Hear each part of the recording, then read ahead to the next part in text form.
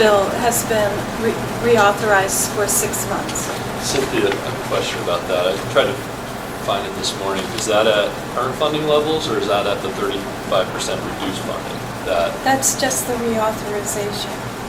Well, the reauthorization was, if I remember correctly, At the existing levels. at existing levels. Okay, because initially the reauthorization 11 levels, yeah. was supposed to be lower. Okay, any further comment on the motion?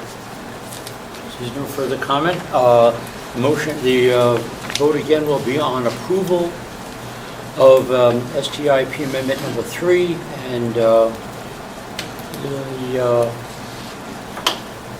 voice vote at this point would be in order.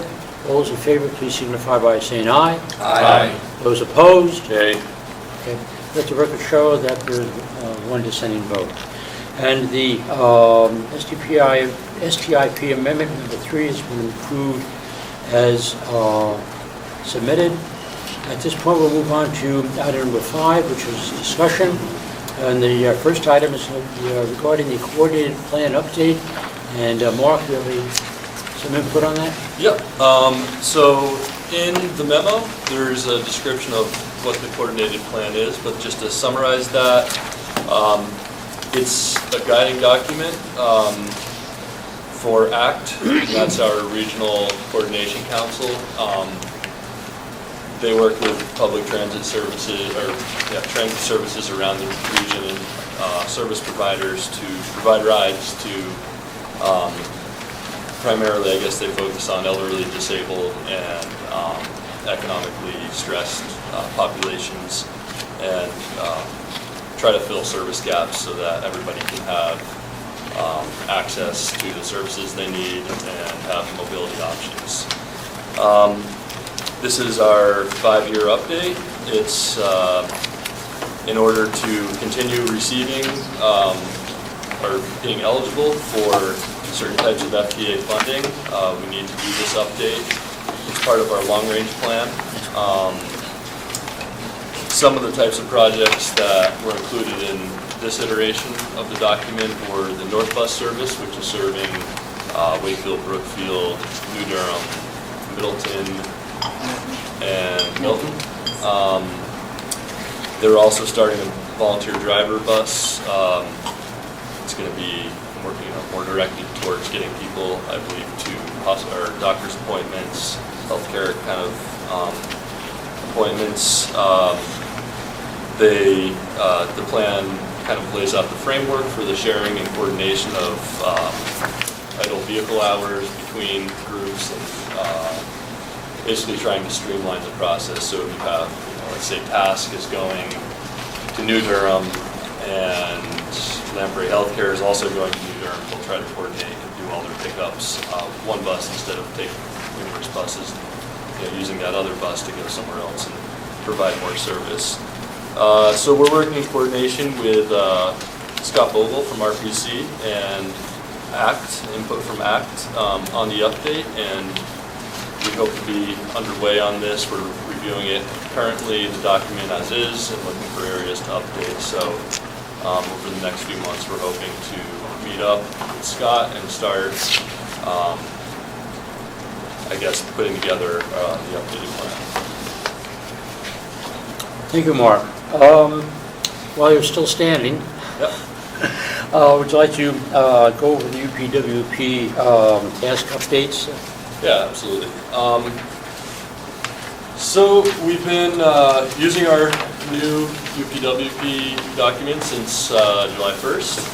It's been working out pretty nicely. Through our use, we've realized that there's a few places a few oversights in it as far as tasks go that allow us to do certain types of work and to report it to DOT as accurately as possible. The two big areas is intermodal transportation.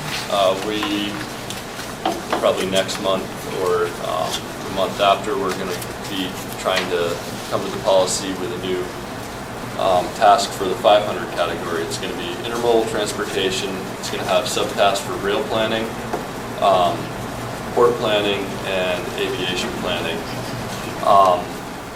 This is really important. It came to light, we were working to put together a potential Tiger grant this past summer, and we realized we don't have anywhere to throw. It was a rail project, and we didn't have anywhere to throw this rail project.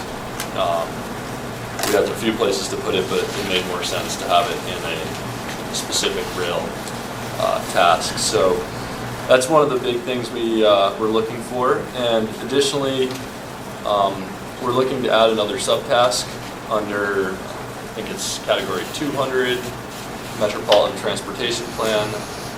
We are working currently on summarizing the meetings we had for project solicitation from the 10-year plan.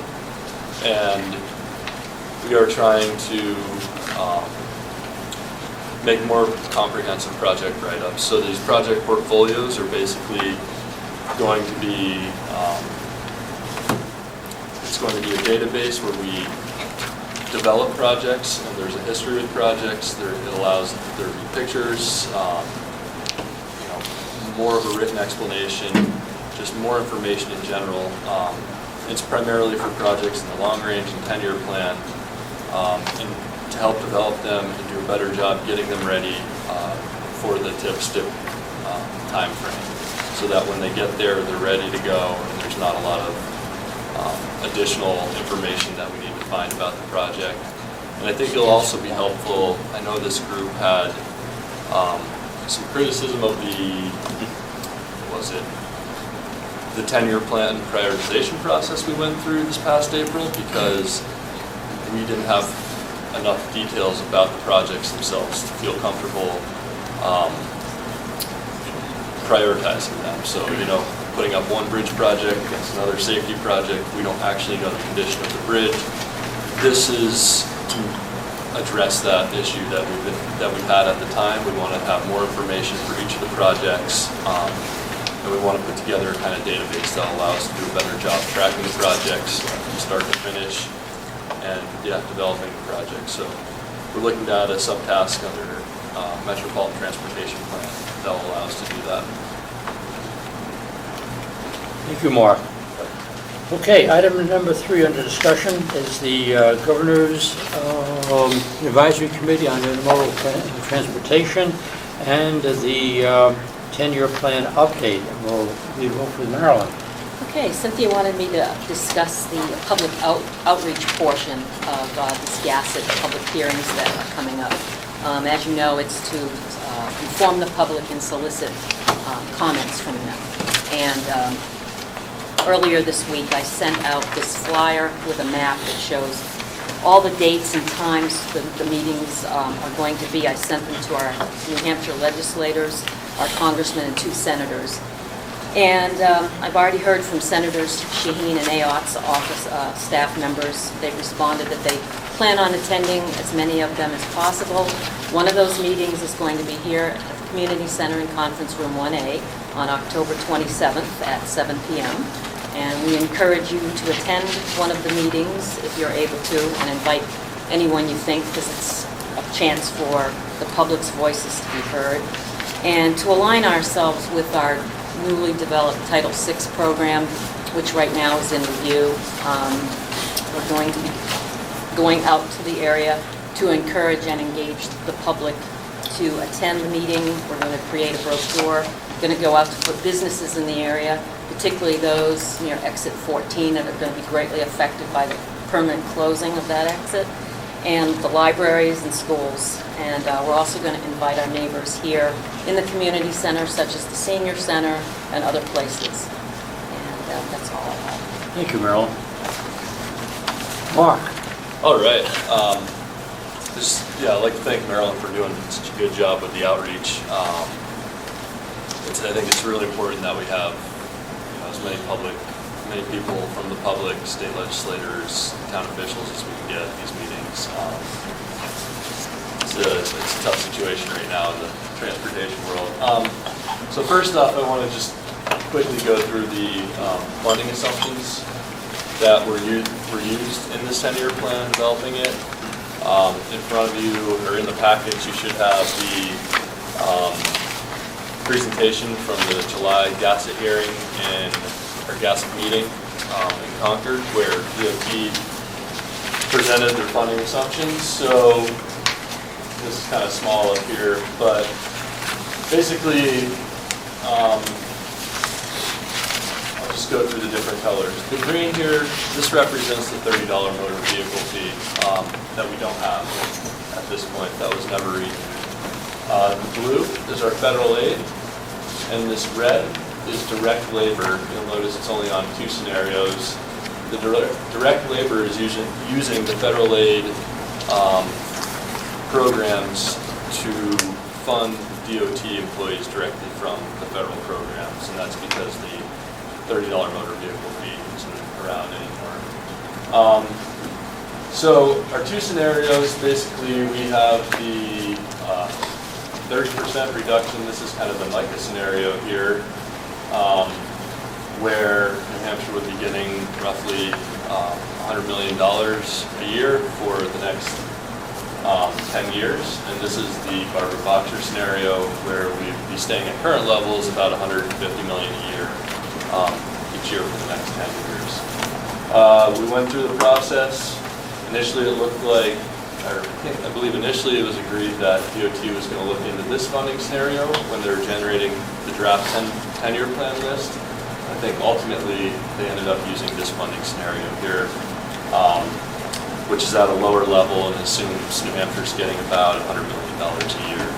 So that's what's reflected in the draft 10-year plan projects that we have for our region. And so for the GASSET hearings themselves, we were asked to come in and just kind of give an overview of our role with this process, with the 10-year plan process. So I've created a sheet here that kind of goes through what we did as far as our process for prioritizing projects and picking projects from our region, which was to go out, have meetings with communities, explain to them the funding situation, and get some feedback about what their priorities are. I think that went pretty well. Next, everybody was here for our prioritization process, where we battled it out here for a little while to figure out which projects we want to keep, which ones we were going to recommend. And then, yeah, we sent them into New Hampshire DOT. We wrote up a letter with our prioritized projects, and yeah, I guess we received the draft document list in response. I'd like to point out that we had, I think, 3 or 4 projects in the chopping block at that time. One of our top priority for our region was the project for the bike lanes on 108. And that was one of the ones in the chopping block. We ended up only losing 1 project on that chopping block. We kept the 108 bike lane project. We kept, I believe there was a bridge project from Durham. There was an interchange project that it's no longer on the 10-year plan list, and that's a 108 Route 4 interchange in Durham. And maybe the bridge project in Farmington was another one that was kept on the 10-year plan, which is, I think our process worked pretty well here, and I'd like to thank the policy committee for putting in the hard work.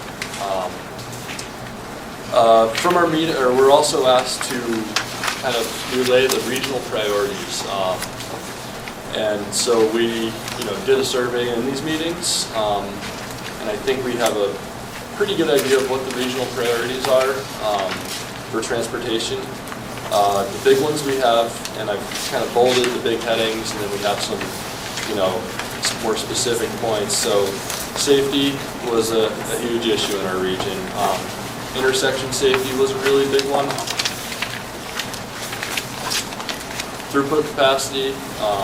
So, talking about our Route 125, Route 4, and the balance between the development pressure and how many people are using the roads. We've seen a lot of accidents this year on both those roads, and we want to maintain throughput capacity on these main arterials, but at the same time we need to balance that with safety and making sure we have access management strategies in place so that these roads RSA